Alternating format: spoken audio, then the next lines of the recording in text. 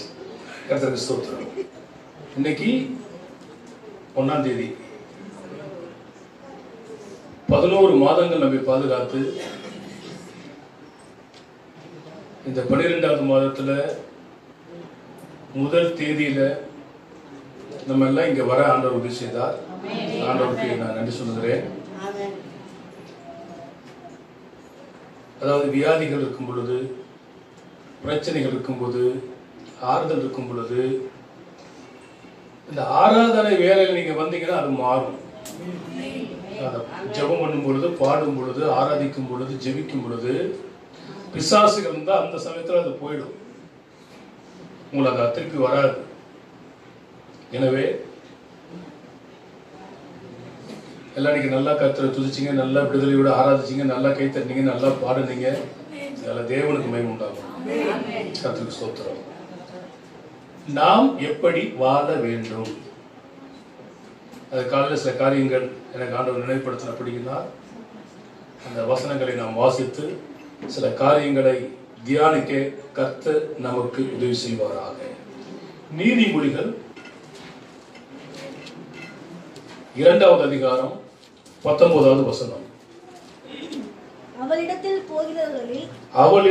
போகிறவர்களில் ஒருவரும் திரும்புவதில்லை, ஜீவபாதையில் வந்து சேர்கிறதும் இல்லை. அப்போ ஜீவ பாதையில் நாம் நடக்க வேண்டும். இதில் நடக்க வேண்டும், ஜீவ பாதையில் நடக்க வேண்டும். நாம் எப்படி வாழ வேண்டும் என்றால் ஜீவ பாதையில் நடக்கக்கூடியவர்களாய் வாழ வேண்டும். உலகத்திலே நிறைய பாதைகள் இருக்கிறது. நீதிமானுடைய பாதை சிங்க பாதை என்று வேதம் கூறுகிறது. பல வகையான பாதைகளை குறித்து வேதத்தில் நம்ம படிக்கிறோம். ஆனால் அவரை ஏற்றுக்கொண்ட நீங்களும் நானும் எந்த பாதையில் நடக்க வேண்டுமா? ஜீவ பாதை. அந்த ஜீவ பாதைகள்ல போகும் பொழுது கஷ்டங்கள், பிரச்சனைகள், வேதனைகள், நிந்தைகள், அவமானங்கள் இதெல்லாம் வரதான் செய்யும். நாங்க இயேசு கிறிஸ்துவை ஏற்றுக்கொண்ட பொழுது எங்க சொந்த பந்தம் எல்லாம் எங்களை கேவலமாக நினைத்தார்கள். ஏனென்று சொன்னால் சொந்த ஒரு கோயிலை கட்டி அந்த கோயிலில செவ்வாய்க்கிழமையும் வெள்ளிக்கிழமையும் பொங்கல் வைத்து மக்களுக்கு கொடுத்து, புரட்டாசி மாதங்களிலே மக்களுக்கு விருந்து வைத்து, இப்படியாக வாழ்ந்ததான ஒரு குடும்பம் திடீர் என்று என்னவா மாறிவிட்டது? இயேசு கிறிஸ்துவை ஏற்றுக்கொண்டார்களே என்று சொல்லி வித்தியாசமாக பார்த்தார்கள், கேலி பண்ணினார்கள், பரியாசம் பண்ணினார்கள்.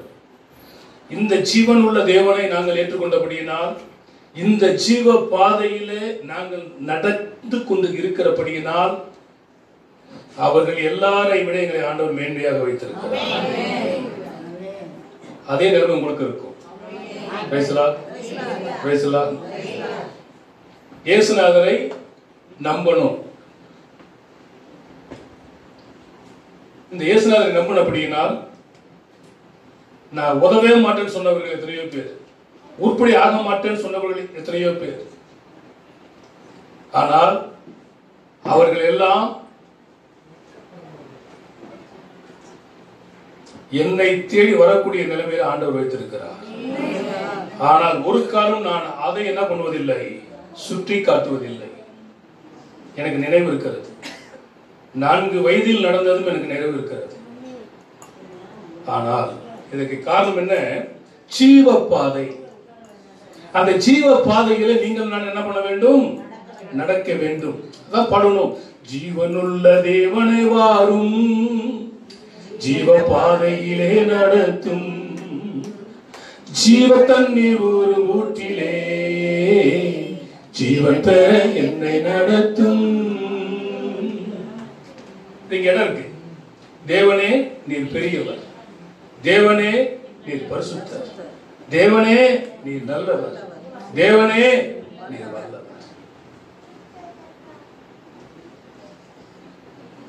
ஜீவபாதை.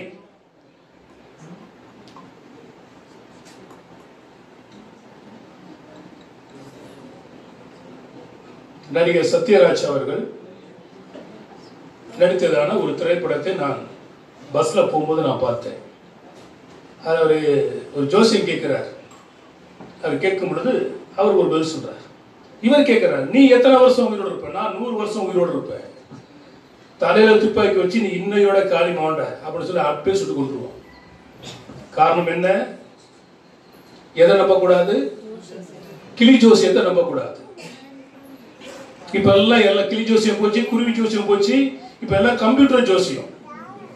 பாப்பாவுக்கு சொல்லியே இருக்குது, கும்பல் அவ்வளவு கும்பல் இருக்குது. என்ன ஜோசியம்? கம்ப்யூட்டர் ஜோசியம். நான் முன்னால பாத்தீங்கன்னா சின்ன பையனா இருக்கும்போது 1 ரூபாயை கொண்டு போய் போட்டு என் எடை என்னன்னு பார்ப்பேன். என் எடை 40 கிலோவா இருக்கும், அது 80 கிலோவா காட்டும்.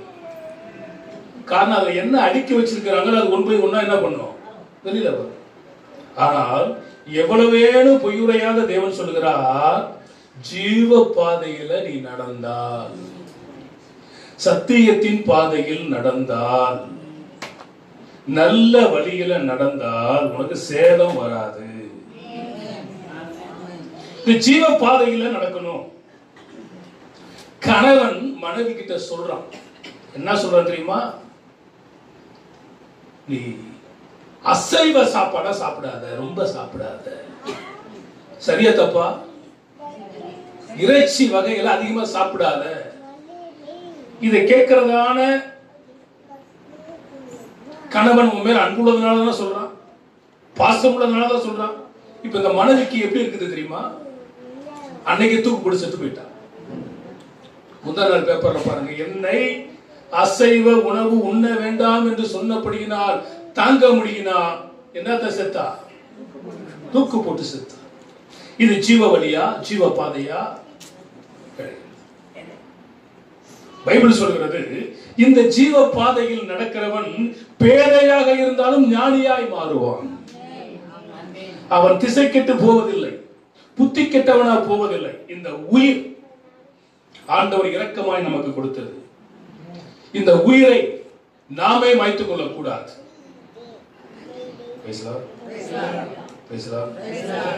நண்பர் ஒருத்தர் சொன்னார், நான் இந்த ஆண்டுல நான் இறந்து விடுவேன். நான் சொன்னேன், அந்த ஆண்டை தாண்டி வாழ்ந்துட்டா இயேசுவை ஏற்றுக்கொள்ளணும். என்ன மரணம் வராது. ஆண்டவரை நம்புறவனுக்கு என்ன தொடருமா? கர்த்தருக்கு பயப்படுதல் ஆயுசு நாட்களை பெருக பண்ணும். ஆயுசு நாட்கள் ரொம்ப நாள் வாழனீங்களா? பைபிள் சொல்றது, பலத்தினால் 70 வருஷம். எத்தனை வருஷம்? பலத்தின் மிகுதியினால் 80 வருஷம். குறைஞ்சது நீங்க 70 வருஷமான அந்த பூமியில வாழணும். பாதியில செத்து போக கூடாது. பாதியில செத்து போனோம்னா நம்ம பிறக்க வேண்டிய வேலையே இல்லை. சொல்லுங்க, நீங்க நல்லா இருப்பீங்க சொல்லுங்க பக்கத்துல.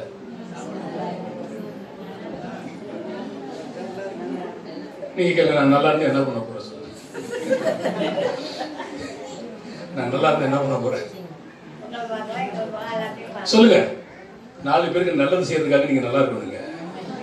ஆமென். ஏன் நம்ம நல்லா இருக்கணும்னா, 4 பேருக்கு நல்லதை செய்யறதுக்கு நம்ம என்ன பண்ணணும்? நல்லா இருக்கணும். அப்ப ஜீவ பாதை. இன்னொரு வசனத்தை படிக்கிற நீதிமொழிகள் 13:12.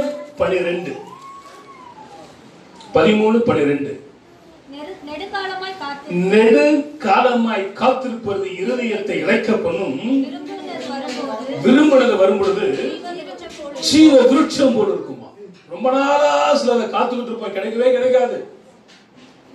அதை காத்து காத்து காத்து காத்து காத்து நம்ம என்ன பண்ண இழைச்சு போயிடுவோம்.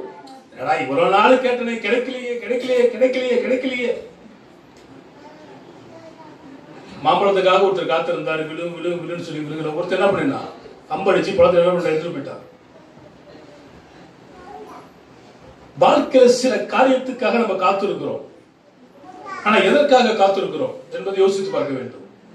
நெடுநாளாய் காத்திருப்பது இருதயத்தை இழைக்க பண்ணும், விரும்பினது வரும் பொழுது அது எப்படி இருக்குமா? ஜீவ விருட்சத்தை போல இருக்கும். யார் இந்த உலகத்தை முதலில் சுற்றி வருகிறாரோ அவர்களுக்கு தான் இந்த ஞானப்பழம். ஒருவர் அம்மையப்பனை சுத்தி கொண்டு வந்து வாங்கினார். ஒருவர் உலகம் முழுவதும் சுத்தி வந்தார். இல்லாம போச்சு. சண்டை போட்டுட்டு கோவத்துல போயிட்டார் மலைக்கு. பழனியப்பா பழனியப்பா, உனக்கு சுட்ட பழம் வேணுமா சுடாத பழம் வேணுமா? பழத்திலேயே ரெண்டா? என்ன பாட்டி? சுட்ட பழம் என்றால் ஒண்ணு, சுடாத பழம் என்றால் ஒண்ணு. சுட்ட பழம் என்றால் நல்ல பழுத்த பழம், சுடாத பழம் என்றால் காய். எனக்கு சுட்ட பழத்தை கூட போடும்போது கீழே போடுறதா எல்லாம் மண்ணு வச்சு ஊதிச்சான் அந்த அம்மா. சுட்டு விட்டதா அப்படின்னு முருகபெருமான் கேட்டார். இதெல்லாம் சில காரியங்கள் புராணங்களை நாம் தெரிந்து கொள்ள வேண்டும். அப்போ இந்த பழம் அது ஒரு ஞான பழம். அந்த ஞான பழத்தின் நிமித்தமாகவே சிவபெருமானுடைய குடும்பத்தில் பிரச்சனை வந்துச்சு. ஆனா அதே போலதான் ஆதாம் ஏவாள் குடும்பத்துல புசிக்க வேண்டாம் என்ற ஒரு கனியை புசித்தது நிமித்தமா பிரச்சனை வந்துச்சு. இது ஜீவ விருட்சத்தின் கனி, நன்மை தீமை அறியக்கூடிய கனி. இது சகல விருட்சத்தின் கனி. நீ எந்த கனியை வேணுமாலும் புசிக்கலாம், ஆனா இந்த கனியை என்ன பண்ணக்கூடாது? புசிக்க கூடாது என்று சொன்னார். ஆனால் ஏவாளுடைய சாத்தான் வஞ்சித்தது நிமித்தமா ஏவாள் வஞ்சிக்கப்பட்டது மாத்திரமல்ல, ஆதாம் வஞ்சிக்கப்பட்டு அந்த கனியை புசித்தது நிமித்தமாய் உலகத்திலே பாவம் வந்தது. அந்த பாவத்துக்கு ஒரு பரிகாரியாகத்தான் ஆண்டவராக இயேசு கிறிஸ்து இந்த பூமிக்கு வந்தார். இப்ப வாழ்க்கை சொல்லுகிறது, நெடுநாளாய் காத்திருப்பார்கள் இருதயத்தை இழைக்கப்படும். நம்மள ரொம்ப நாளா காத்திருந்தோம், நல்ல ஒரு ஆசீர்வாதம் வேணும் பேசலாம். இப்ப எப்படி இருக்கிறோம்? நல்லா இருக்கிறோமா? மகிழ்ச்சியா இருக்கிறோமா? சந்தோஷமா இருக்கிறோமா? பேசலாம் பேசலாம். இங்க ஒரு சிஸ்டர் இருக்கிறாங்க, ரொம்ப அவங்க பாதை கடினமான பாதை, கஷ்டம். ஆனால் இன்றைய தினத்துல கர்த்தரை ஆசீர்வதிச்சு அவங்க மாசத்துல கொடுக்கறதான காணிக்கை தசமங்கள் மாத்திரமே ஏறக்குறைய 4000 ரூபாய் தாண்டி வருகிறது. ஏன் ஏன்? ஜீவ பாதையில் நடக்கும் பொழுது ஜீவாதிபதியாகிய தேவன் ஜீவ ஊற்றுகளை திறக்கிறார். நன்மையும் கிருபை அவர்கள் என்ன பண்ணுகிறது? தொடர்கிறது. பைபிள் சொல்லுகிறது, நீ ஆசீர்வாதமாக இருப்பாய். நெடுநாளாய் காத்திருக்கிறோம், ஜெபிக்கிறோம், கண்ணீர் விடுகிறோம், வேதனைப்படுகிறோம். அப்படி வேதனைப்பட்டு கண்ணீர்பட்டு வருகிற ஆசீர்வாதங்களை சுதந்திரித்துக் கொள்ள வேண்டியது நம்முடைய கடமையாக இருக்கிறது. வசனம் சொல்லுகிறது ஜீவப்பாதை. சிலர் போதை வஸ்துக்கள் திருச்சியில ரொம்ப பெருகிருச்சுன்னு சொல்றாங்க. கஞ்சா, சீட்டாட்டம், சிகரெட், சூதாட்டங்கள் திருச்சியில ரொம்ப பெருகிருச்சு. இப்ப எங்க போனாலும் நம்மளால பாக்குறோமோ இல்லையோ, எல்லாம் நார்த் இந்தியாக்காரன் தான் இருக்கிறான். அவர்கள் நிமித்தமாக கோடான கோடி ரூபாயை கொண்டு வந்து மக்களை போட்டு மதிக்கிட்டவர்களாக மாத்தி, புத்திய மாத்தி, வேலைக்கு போகாம கஞ்சாவுக்கு அடிமையாக்கி, இவன் அங்க 300 ரூபாய்க்கு வேலை செஞ்சவன் இங்க 1500 ரூபாய் சம்பளம் வாங்கி சொந்த இடங்களை வீடு மேல வீடு கட்டி நம்ம மக்களுக்கு வாடகை விட்டு கொண்டிருக்கிறான். நம்ம மக்கள் குடிச்சிட்டு தென்னை மரத்தடியிலையும் பனை மரத்தடியிலையும் சாக்கடையிலையும் படுத்து உறங்கி கொண்டிருக்கிறான். அவரெல்லாம் மாற வேண்டும் என்பதற்காக தான் ஜீவ பாதைக்கு வர்றவன் அந்த சாராயத்தை நாடி போக மாட்டான், கஞ்சாவை நாடி போக மாட்டான், சீட்டாட்டத்தை நாடி போக மாட்டான், பாவ பழக்க வழக்கங்களை தேடி போக மாட்டான். அவன் கைகளில் பிரயாசம், அவன் சாப்பிடுவான். அவனுக்கு நன்மையும் கிருபையும் தொடரும். அவருடைய மனைவி வீட்டோரங்களில கனித்தரும் திராட்சை செடியை போல் இருப்பார். அவருடைய பிள்ளைகள் எல்லாம் ஒளிவு மர கன்றுகளை போல் வளர்வார்கள். வேதம் சொல்கிறது, உங்கள் அடியாரின் வீடு என்றென்றைக்கும் ஆசீர்வதிக்கப்படுவதாக. உங்களுக்கு சாப்பாட்டு பஞ்சம் இருக்காது, என்ன பஞ்சம் இருக்காது. எந்த பஞ்சமும் இல்லாம நிறைவான ஆசீர்வாதங்களை வாழ வேண்டுமானால் இந்த ஜீவ பாதையை, ஜீவ மார்க்கத்தை தெரிந்து கொள்ள வேண்டும்.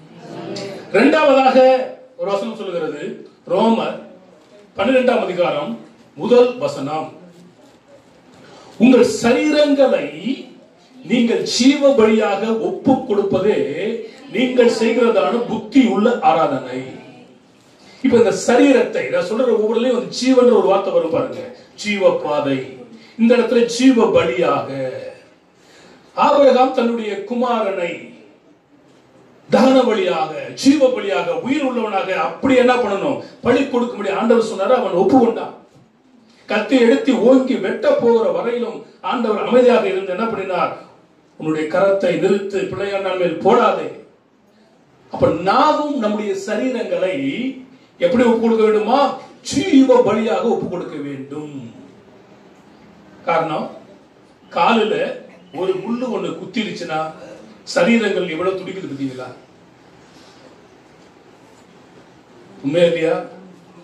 உடனே என்ன பண்ணுது? கால் உட்கார்ந்து ஒரு இடத்துல போ, ஒரு தண்ணியில உட்காரு, பிட்டி விட்டு சொல்லி சொல்லுது, போ தண்ணியில உட்காரு.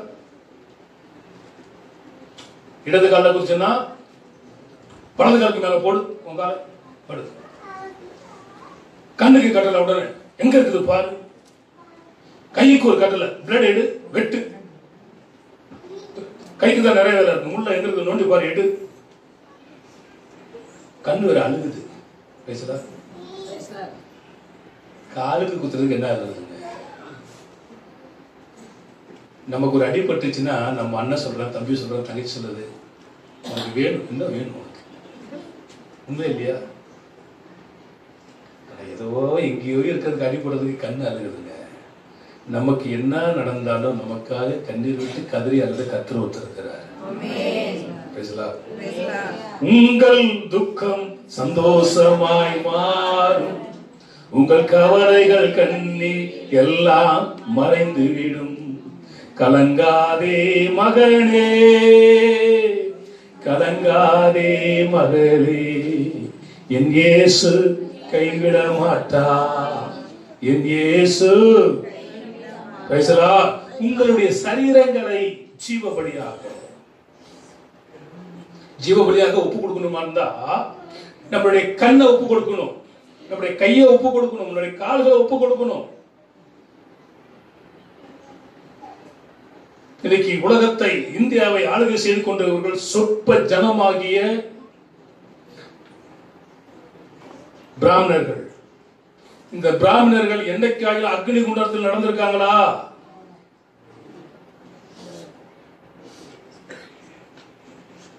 என்னைக்காகிலும் விழாவில் குத்தி தேர் இழுத்திருக்காங்களா? என்னைக்காகிலும் செருப்பு இல்லாம பாத யாத்திரை நடந்து போயிருக்கிறாங்களா? கிடையாது. ஆனா நம்ம என்ன பண்றோம்? இத்தனையும் நம்ம செஞ்சுக்கிட்டு நமக்கிட்ட இருக்கிறதான சொத்து சுகத்தெல்லாம் கொண்டு போய் அங்க கொடுத்துரு, அவர் கால் மேல கால் போட்டுட்டு அவர் வாழ்ந்துக்கிட்டு சாமி சாமி சாமின்னு இடுப்புல துண்டி கட்டிட்டு ஓர போய் நிற்கிறார். அதைத்தான் தந்தை பெரியார் எதிர்த்தார். கடவுளை மற மனிதனை நினை. அவர் கடவுளை வெறுக்கவில்லை, இந்த மாதிரி சட்டத்திட்டங்களை வெறுத்து உடைத்தார். அதனால தான் அவரை பகுத்தறிவு புகழவான் என்று சொல்லுகிறார். அவர் மாத்திரம் நம்முடைய தேசத்தில் இல்லை என்று சொன்னார், இன்னும் மக்கள் எல்லாம் இருளில் மூழ்கியிருப்பார்கள். கொடா கோடியான பணத்தை கட்டி, கோயிலை கட்டி, கும்பாபிஷேகத்தை அவர் பண்ண வேண்டும். அதுல கட்டினதான சிப்பி உள்ளே போக முடியாது, கொத்தனார் உள்ளே போக முடியாது, சாமி சிலையை வடித்தவர் உள்ளே போக முடியாது, எங்கே யாரும் போக முடியாது. அவர் பெரிய ஒரு காரியங்களை செய்து ஓம குண்டம் வளர்த்து அதுல தீர்த்தத்தை தெளித்து உள்ளே வந்தவன் தொட்டவன் அத்தனை பேருடைய திட்டம் வெளியே போய் அதை என்ன பண்றார்? புனிதப்படுத்துகிறார். இது நடைமுறை. பைபிள் சொல்கிறது, உங்கள் சரீரங்களை நீங்கள் ஜீவபலியாக ஒப்பு கொடுங்கள். இந்த சரீரம் எனக்கு சொந்தமானதல்ல, தேவனுக்கு சொந்தம். ஏன் இந்த கை எத்தனையோ திருட்டு வேலை பண்ணுது, இந்த காது எத்தனையோ பேருடைய வீட்டுல போய் ஒட்டு கேக்குது, மூக்கு மட்டும் சும்மா இருக்கதா? இன்னைக்கு அவங்க வீட்டுல மீன் குழம்பு போல தெரியுது, நல்ல வாசம். நம்ம வீட்டுல கஞ்சி தோயிலாத்து வச்சுக்கிறானுங்களே, காலு ஓடுது.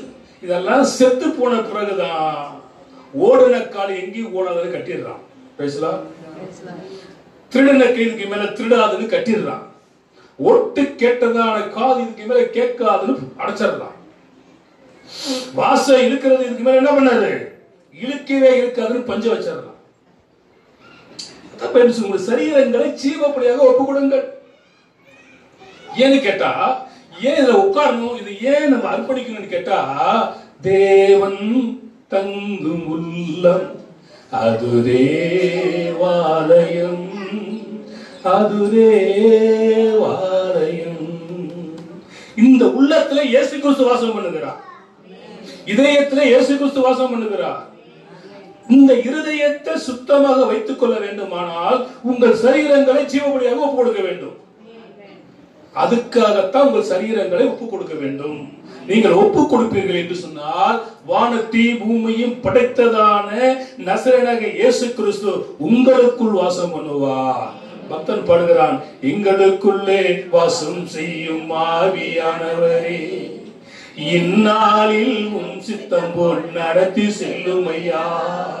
ஆவியானவரே, ஆவியானவரே, பரிசுத்த ஆவியானவரே, நமக்குள் வாசம் பண்ணுகிற தேவன்.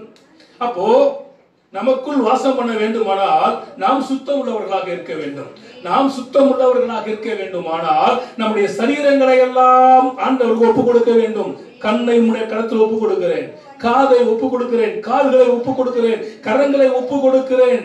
அப்படி எல்லா சரீரங்களையும் ஒப்புக் கொடுத்தார் அது சுத்தம் உள்ளதாய் மாறும்.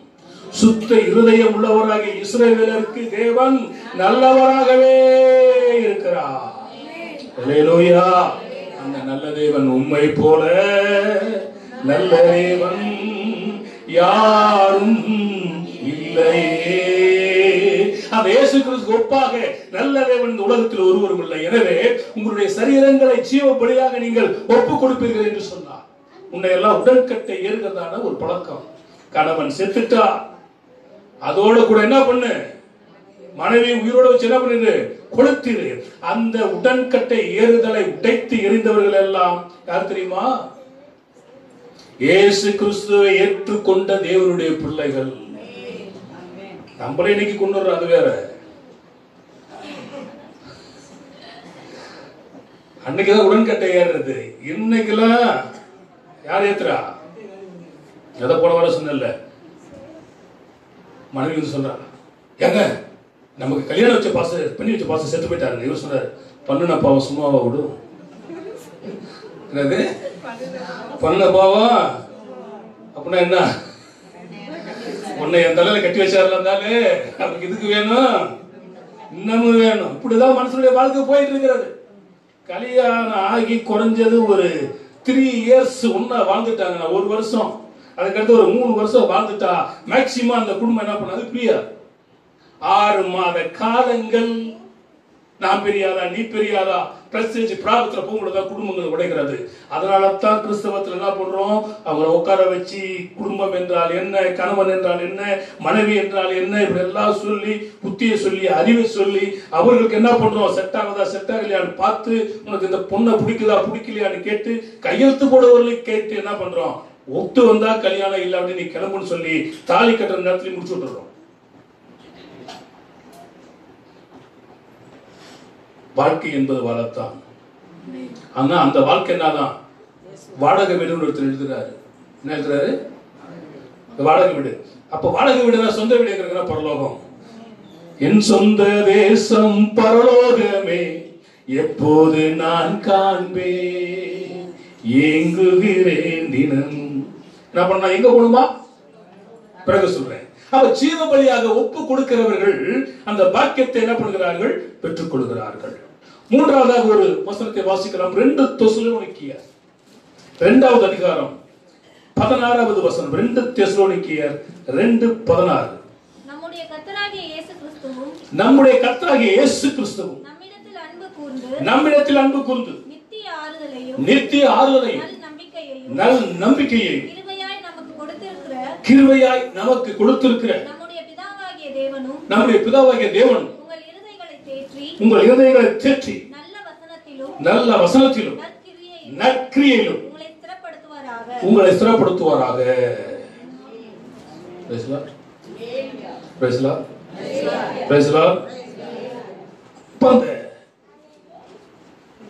யாருக்கு இந்த காரியங்கள் நடக்கும்? ஜீவ பலியாக ஒப்பு கொடுக்கிறவங்கள தான். ஆற்றுவா, தேற்றுவா, காப்பா, அரவணைப்பா, விடுவிப்பா, சுகப்படுத்துவா, ஆசீர்வதிப்பா. இதெல்லாம் யாருன்னா ஆண்டவருக்கு தன்னை ஒப்பு கொடுக்கிறவர்கள். நீங்கள் உங்களை ஆண்டவருக்கு ஒப்பு கொடுப்பீர்கள் என்று சொன்னால் உங்க வாழ்க்கை என்ன பண்ணும், ஆசீர்வாத உள்ளமாய் மாறும். இன்னொரு வசனத்தை வாசிக்க நாம் கேட்கலாம். 1 யோவான் 2ஆம் அதிகாரம் 16வது வசனம். 1 யோவான் 2:16. ஏனெனில் மாம்சத்தின் இச்சையும் கண்களின் இச்சையும் ஜீவனத்தின் பெருமையும் ஆகிய உலகத்தில் உள்ளவைகள் எல்லாம் பிதாவினால் உண்டானவைகள் அல்ல, அவைகள் உலகத்தினால் உண்டானவைகள். அப்ப தேவனால் சில காரியங்கள் உண்டாக்கப்பட்டிருக்கிறது, இந்த உலகத்தில் பிசாசினால் சில காரியங்கள் உண்டாக்கப்பட்டிருக்கிறது. மாம்சத்தின் இச்சைகள், கண்களின் பெருமை, ஜீவனத்தின் பெருமை. இப்போ இங்கே எதை காட்டக்கூடாது என்று சொன்னால், நாம் எப்படி வாழ வேண்டுமானால் நம்முடைய பெருமைகளை வெளியில் காட்டக்கூடாது. ஜீவனத்தின் பெருமை. சில சமயங்களில் சில காரியங்களை மக்கள் நன்மைக்காக சில சமயத்தில் நானே சொல்றேன், பட் அதை கூட சொல்லாமல் இருக்கணும். நான் ஏன் சொல்றேன்னு கேட்டா, இதை சொன்னால் மக்கள் புரிந்து கொண்டு அவர்களும் அந்த ஆசீர்வாதத்தை பெற்றுக்கொள்ள ஒரு வாய்ப்பாக இருக்குமே என்பதற்காக சொல்லுகிறேன். ஜீவனத்தின் பெருமையை காட்டுவதற்காக அல்ல. நான் அப்படி இருக்கிறேன், நான் இப்படி இருக்கிறேன், எங்க வீடெல்லாம் என்னதுன்னா கொடி கட்டி பிறந்த குடும்பம் அப்படின்னு சொல்லுவார்கள். நம்மளுடைய பெருமையை காட்டுவது தேவையில்லாத ஒன்று. அந்த ஜீவனத்தின் பெருமையை காட்ட வேண்டிய அவசியம் இல்லை, கொடி பறக்க வேண்டிய அவசியம் இல்லை. பைபிள் சொல்கிறது, தாழ்மை உள்ளவருக்கு அவர் கிருபை அளிக்கிறார், பெருமை உள்ளவனுக்கு எதிர்த்து நிற்கிறார்.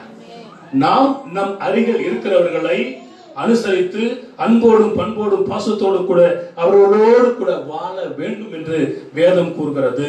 நம்முடைய பெருமைகளை காட்டுவதற்கு தேவையில்லை, அவசியம் இல்லை. தேவனுக்கு பிரியமாய் வாழ வேண்டும் என்று வேதத்தில் நம்ம படிக்கிறோம். அதற்கடுத்து ரோமர் 8ஆம் அதிகாரத்துல 2வது வசனத்தை வாசிக்க கேட்கலாம். ரோமர் 8:2.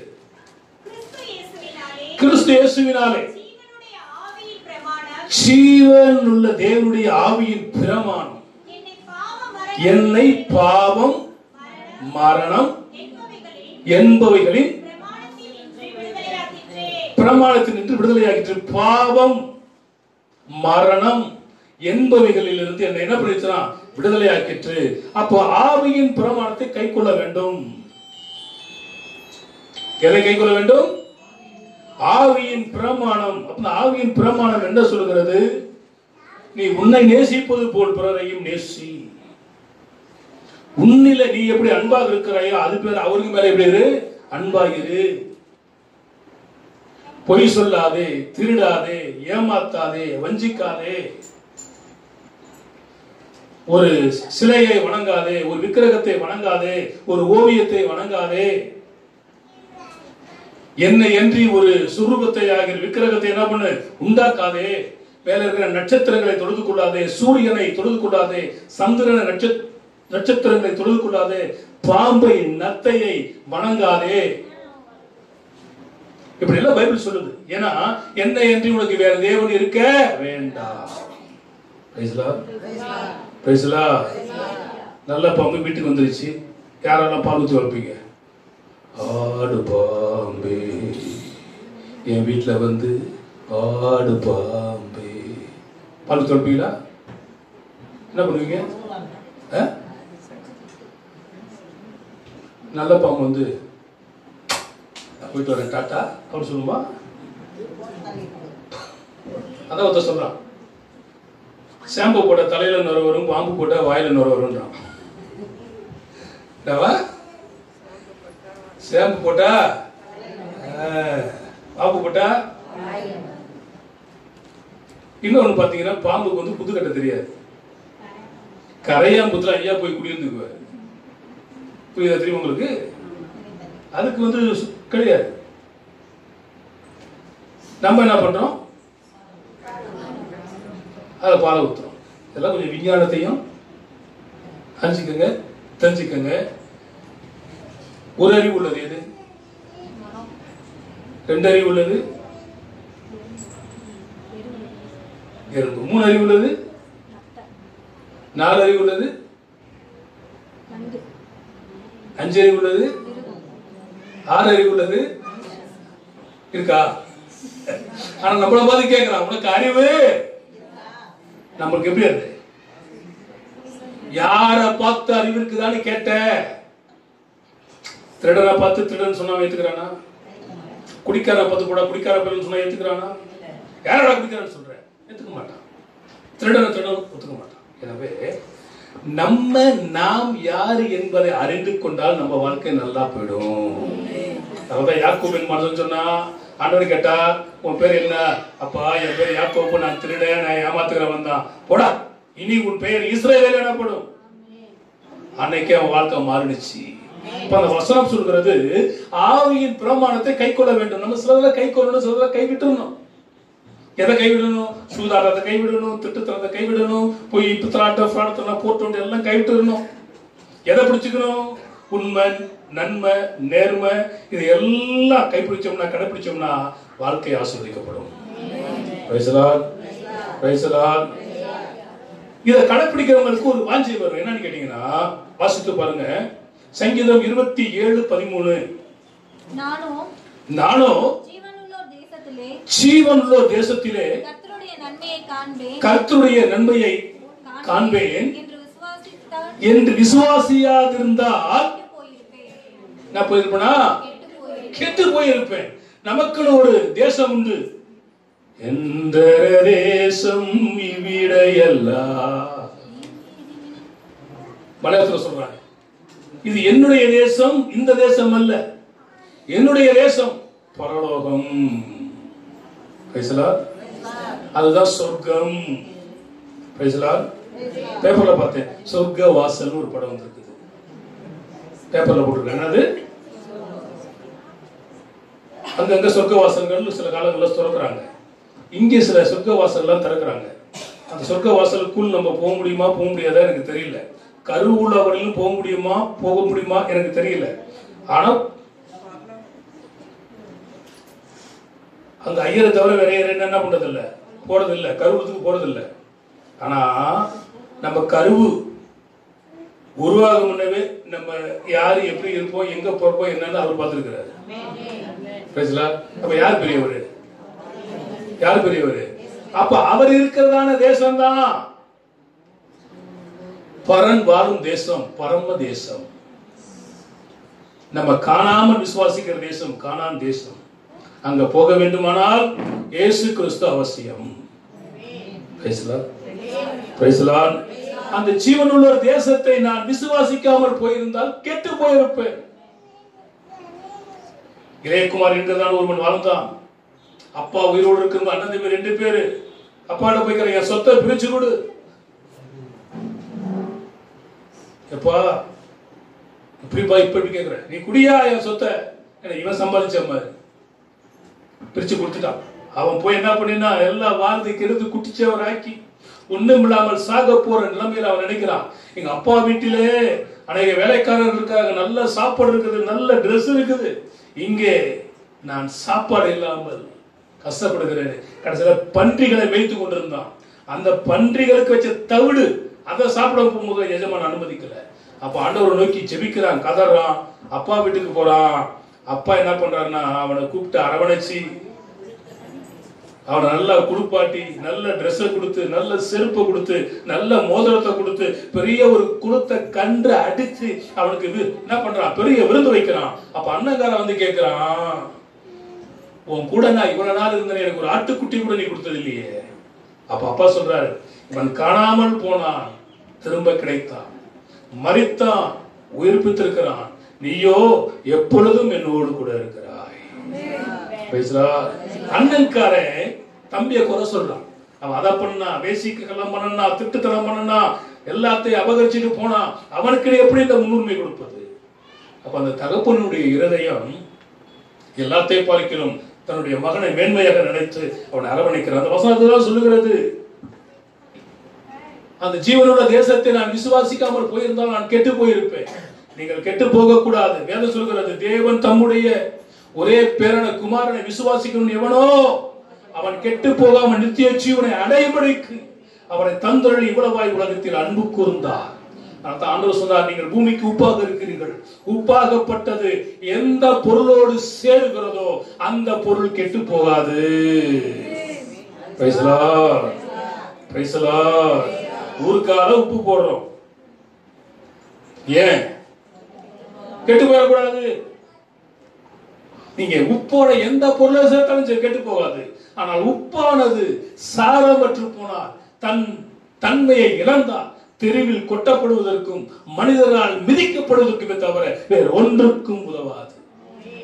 உப்புன்ற சப்ஜெக்ட்ல ஏறக்குறைய ஒரு 12 மணி நேரம் பேசியிருக்கிற யூடியூப்ல பாத்தீங்கன்னா, உப்புனா என்ன, எங்க எடுக்கிறது, உலகத்துல எங்கெங்கெல்லாம் உப்பு கிடைக்கிறது, எப்படியாப்பட்ட உப்பு கிடைக்கிறது, கடைசியில் உப்பு பழத்தா கூட முடிச்சிருப்பேன்.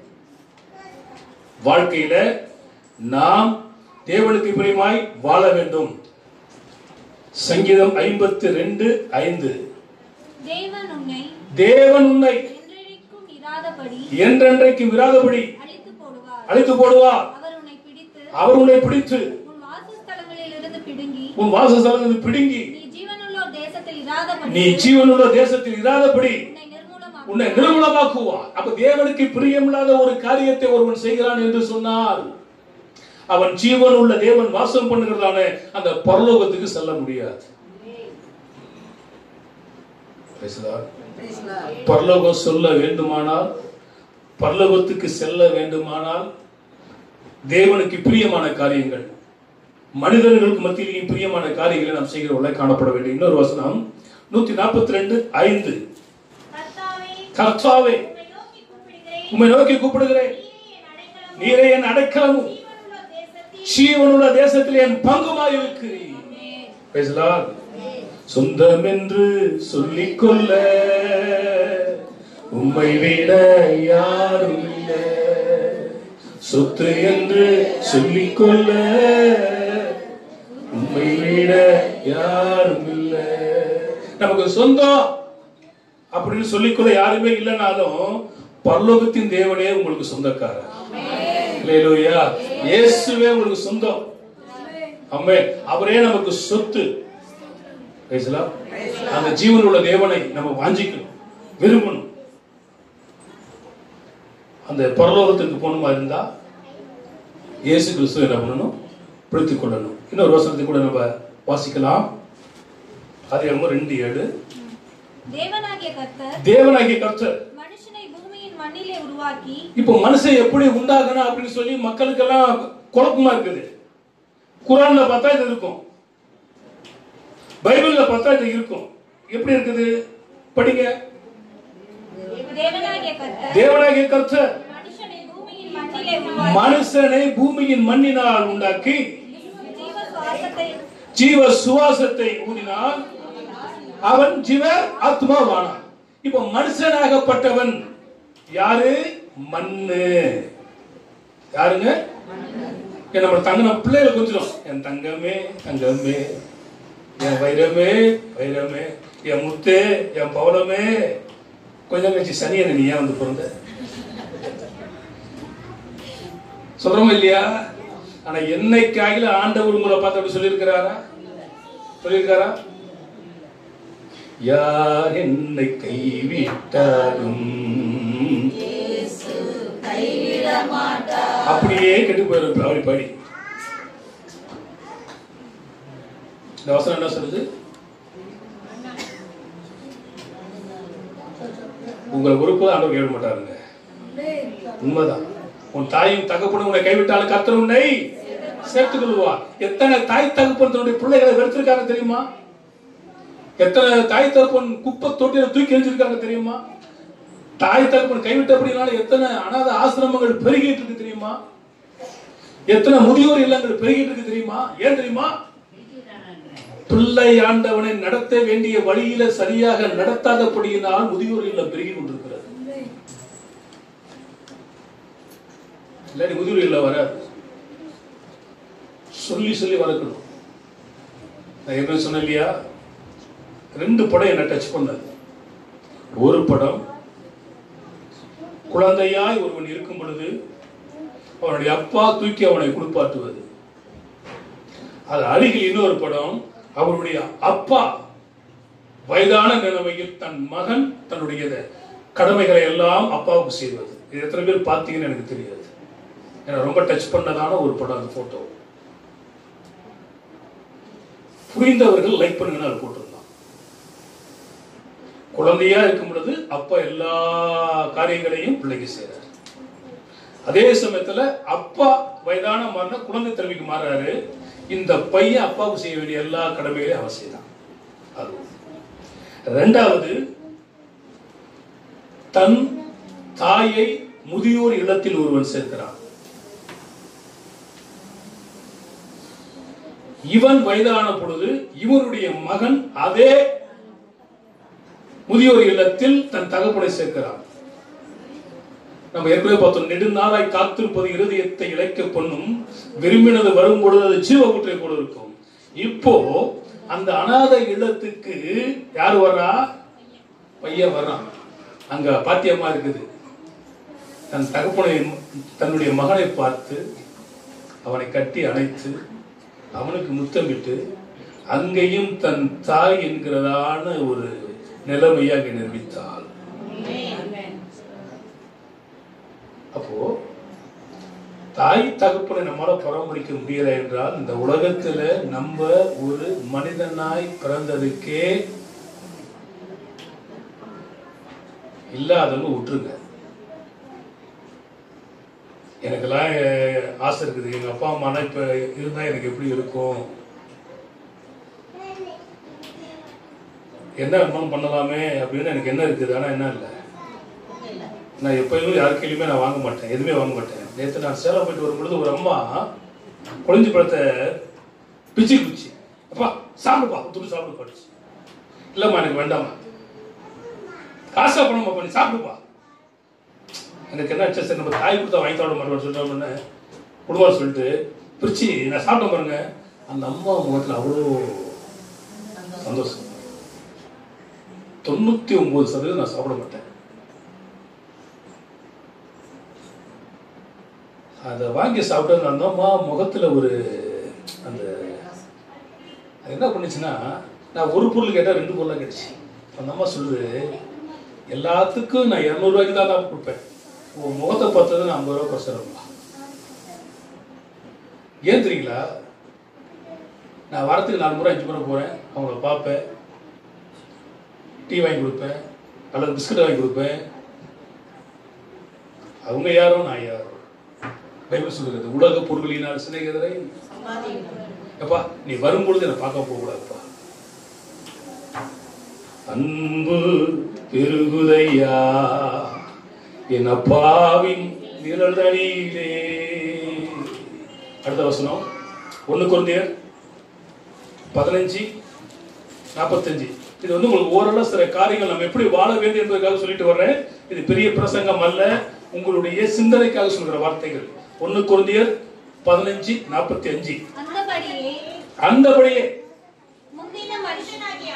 முந்தின மனுஷனாகிய ஆதாம் ஜீவாத்துமாவானா என்று எழுதியிருக்கிறதே, பிந்தின ஆதாம் உயிர்ப்பிக்கிற ஆவியானவர். இப்ப இந்த வசனம் சொல்லுகிறது, முதலாவது ஒரு மனுஷனை உண்டாக்கினார். எதுல உண்டாக்கினார்? மண்ணினால் உண்டாக்கினார். நம்ம மண்ணு என்பதை மறந்து போக விடாது. நம்மளாம் யாரு? மண்ணு. சிலர் சொல்லுவாங்க மூளையில என்ன களிமண்ணா இருக்குது, சிலர் சொல்றாங்க களிமண் இருக்கிறதுல வீடு கட்ட முடியாதான், அது பிடிமான இருக்காது சொல்றாங்க. அது என்னமா எனக்கு தெரியல. அப்போ மண்ணில இருந்து உருவாக்கப்பட்டவன் மனிதன். அப்போ ஜீவ சுவாசத்தை நமக்கு ஊதினார். அந்த ஜீவ சுவாசத்தை நாம் இழந்து விடக்கூடாது. இங்க நம்ம கொரிந்தியர்ல நம்ம படிக்கிறோம், முந்தின ஆதாம் மண்ணிலிருந்து உருவாக்கப்பட்டதான மனுஷன், அவன் ஜீவ ஆத்துமாவானா. பிந்தின ஆதாமாகிய இயேசு கிறிஸ்து வானத்தில் இருந்து இறங்கி வந்தவராக இருக்கிறார். அந்த ஆதாமோடு கூட இந்த ஆதாம என்ன பண்ணிடக்கூடாது? ஒப்பிட கூடாது. பேசலாம் பேசலாம் பேசலாம் பேசலாம் பேசலாம். நேற்று கார்ல போகும்போது பேசிட்டு போனோம். என்ன பேசிட்டு போனோம்னா கேட்டா, கார்ல டீசல் கார் இருக்குது, பெட்ரோல் கார் இருக்குது, இருக்கா இல்லையா? டீசல் வண்டியில பெட்ரோல் ஊத்துனா என்ன ஆகும்? பெட்ரோல் வண்டியில டீசல் ஊத்துனா என்ன ஆகிரும்? செட் ஆகாது. பேசலாம் பேசலாம் பேசலாம். சிலர் சொல்லுவாங்க உங்க ஆண்டவருக்கு எங்க ஆண்டவருக்கு செட் ஆகாதுங்க, ஆகாது. பேசலாம் ஏன்னா இவர் தம் அடிக்கிறவர் அல்ல, கத்திய வச்சுக்கிட்டு இருக்கிறவர் அல்ல, வேற எந்த ஆயுதத்தையும் வச்சுக்கிட்டு இருக்கிறவர் இல்ல. இங்க ஒருத்தர் அடக்கம் பண்ண போனேன், கடைசியில் அடக்கம் பண்ண போகும்போது என்ன பண்ணிட்டாங்கன்னா பீடி வாங்கிட்டு வந்து அவர் கையில வைக்கிறாங்க. ஏன்னு கேட்டா, ஓ காஜா பீடி வாங்கிட்டு வாயா, ஐயா அதுக்காக அவர் பிடிப்பாரு. கடைசியில புகை போய் சேர்ந்துருவார். ஜீவ சுவாசத்தை இழக்கக்கூடாது. நம்ம ஜீவ சுவாசத்தை இழக்காமல் இருக்க வேண்டுமானால் ஜீவாதிபதியாகிய இயேசு கிறிஸ்துவை பிடித்துக் கொள்ள வேண்டும். முந்தினாதாம் மண்ணு, பிந்தினாதாம் வானத்தில் இருந்து இறங்கி வந்தவராக இயேசு கிறிஸ்து. ஜீவ அப்பம், ஜீவ தண்ணீர், ஜீவாதிபதி, ஜீவனுக்கெல்லாம் அதிபதி. அவர் தான் சொன்னாரு மத்தேயு 16:26 மனுஷன் உலகம் முழுவதையும் ஆதாயப்படுத்திக் கொண்டாலும் தன் ஜீவனை நஷ்டப்படுத்தினால் அவனுக்கு லாபம் என்ன? இந்த உலகத்துல வாழ்ந்து கொண்டிருக்கிற நாம் மரித்த பின்பு, அதாவது இந்த உலகத்துல வாழ்வதுதான் வாழ்க்கை அல்ல, இந்த மரணத்துக்கு பின்பு ஒரு வாழ்க்கை இருக்கிறது. அந்த ஒரு வாழ்க்கை சொர்க்கமா நரகமா என்று நிர்ணயம் பண்ணக்கூடியது. அப்ப அந்த சொர்க்கத்துக்கு போறோமா நரகத்துக்கு போறோமா என்பதை நாம் தான் நிர்ணயிக்க வேண்டும். சொர்க்கத்துக்கு போக வேண்டுமானால் சில சட்டத்திட்டங்களை கடைபிடிக்க வேண்டும். நரகத்துக்கு போக வேண்டுமானால் எதையும் கடைபிடிக்க வேண்டிய அவசியம் நமக்கு இல்லை. நரகத்துல என்ன இருக்கும்? அவியாத அக்கினி இருக்கும், நெருப்பு இருக்கும், புகை இருக்கும், பூச்சி இருக்கும், புழுகு இருக்கும். நம்மை கொண்டு போய் அங்கே போவார்கள். அதை கடித்து கடித்து கடித்து கடித்து கடித்து கடித்து நம்மை சேதப்படுத்திக் கொண்டிருக்கும். நம்ம உயிரும் போகாது, அக்கினியும் அவியாது. இது நரகம். சொர்க்கம் தரையெல்லாம் தங்கம், வீடுகள் எல்லாம் வச்சிருக்கல் இந்திரனை நாம் படிக்க பச்சை சுகந்திய ரத்னம் இப்படி நான் கட்டப்பட்டிருக்கிறோம். அங்கே தேவனோடு கூட ஆராதிக்க வந்தோ, அன்பு கூற வந்தோ, யெகோவா தேவனையே துதித்திட வந்தோம், தொழுதிட வந்தோம், தூயவரே சுவையே அப்படின்னு பாடிக்கிட்டே துதிச்சுக்கிட்டே சந்தோஷமா என்றென்றும் அவரோடு கூட வாழலாம். அது பரலோகம், நரகம். எதை வேண்டும் என்பதை நீங்கள் என்ன பண்ணலாம்? முடிவு பண்ண கொள்ளலாம். அங்கே போனா என்ன கிடைக்கும்? வசனம் சொல்லுகிறது. நிறைய வசனங்கள் இருந்தாலும் ஒரு வசனத்தை படிக்கலாம். வெளிப்படுத்தல் 2ஆம் அதிகாரத்தில் 7ஆம் வசனத்தை சொல்லுகிறது, ஜெயம் கொள்ளுகிறவன் எவனோ அவனை ஜீவ விருட்சத்தின் கனியை புசிக்க கொடுப்பேன். என்னவா? ஜீவ விருட்சத்தின் கனியை நான் என்ன பண்ணுவேன்? புசிக்க கொடுப்பேன். ஏன் அந்த ஜீவ விருட்சத்தின் கனி அங்க போனுச்சுன்னா, ஏதேன் தோட்டத்தில் இருந்ததான கனியை இவர்கள் பறித்து புசித்து விடக் கூடாது என்பதற்காக தேவன் பரலோகத்துக்கு கொண்டு சென்று விட்டார். இயேசு கிறிஸ்துவை ஏற்றுக்கொண்டவர்கள், பரலோகத்துக்கு வருகிறவர்கள் எத்தனை பேரோ அத்தனை பேர்களும் ஜீவ விருட்சத்தின் கனியை புசித்து அவரோடு கூட என்றென்று வாழ்வார்கள். அல்லேலூயா. 10ஆவதாக ஒரு காரியம், யாக்கோபுல 4ஆம் அதிகாரம் 14வது வசனம், அந்த ஜீவ விருட்சத்தின் கனியை புசிக்கிறவர்கள் போல் கூட சொல்கிறார், நல்ல போராட்டத்தை போராடினேன், ஓட்டத்தை முடித்தேன், விசுவாசத்தை காத்துக்கொண்டேன், இது முதல் நீதி என்கிற இடம் எனக்காக வைக்கப்பட்டிருக்கிறது. அங்கே யாக்கோபுல 4ஆம் அதிகாரம் 14வது வசனத்துல ஜீவ கிரீடம் உனக்கு தருவார். என்ன தருவாரு? ஜீவ கிரீடத்தை தருவார். அப்போ அந்த ஜீவ கிரீடத்தை பெற வேண்டுமானால் இயேசு கிறிஸ்துவை நாம் நம்பினவர்களாய் காணப்பட வேண்டும். இதோட நான் முடிக்கிறேன். என்ன பெறணும்? ஜீவ பலியாக நம்ம ஒப்பு கொடுக்கிறோம். நல்லதுதான். முதலாவது உங்களுக்கு சொன்னேன், என்ன சொன்னேன்? ஜீவ பாதையில் நடக்க வேண்டும். இரண்டாவது உங்களுக்கு ஒரு சொன்னேன், ஜீவ பலியாக ஒப்பு கொடுக்க வேண்டும். மூன்றாவதாக ஜீவ வாசனை வீச வேண்டும். நான்காவது ஜீவனத்தின் பெருமை காட்டக்கூடாது. 5 ஜீவனுடைய ஆவியின் பிரமாணத்தை கைக்கொள்ள வேண்டும். 6வது ஜீவனுள்ளோர் தேசத்தை நாட வேண்டும். 7வது ஜீவ சுவாசத்தை இழக்கக்கூடாது. 8வது ஜீவ ஆத்துமாவை இழந்துவிடக் கூடாது. 9வது ஜீவ விருட்சத்தை புசிக்க தகுதியுள்ளவர்களாய் மாற வேண்டும். 10வது ஜீவ கிரீடத்தை பெற வேண்டும். இந்த 10 காரியங்களை நாம் கடைபிடிக்க வேண்டும். நாம் இப்படிதான் வாழ வேண்டும். இப்படி வாழ்ந்தால் இந்த காரியங்களை எல்லாம் சுதந்திரித்து தேவனுக்கு பிரியமாக இருப்போம். ஆண்டவர் தாமே உங்கள் யாவரையும் ஆசீர்வதிப்பாராக. கண்களை மூடி கர்த்தரை நோக்கி பார்த்து ஜெபிப்போம்.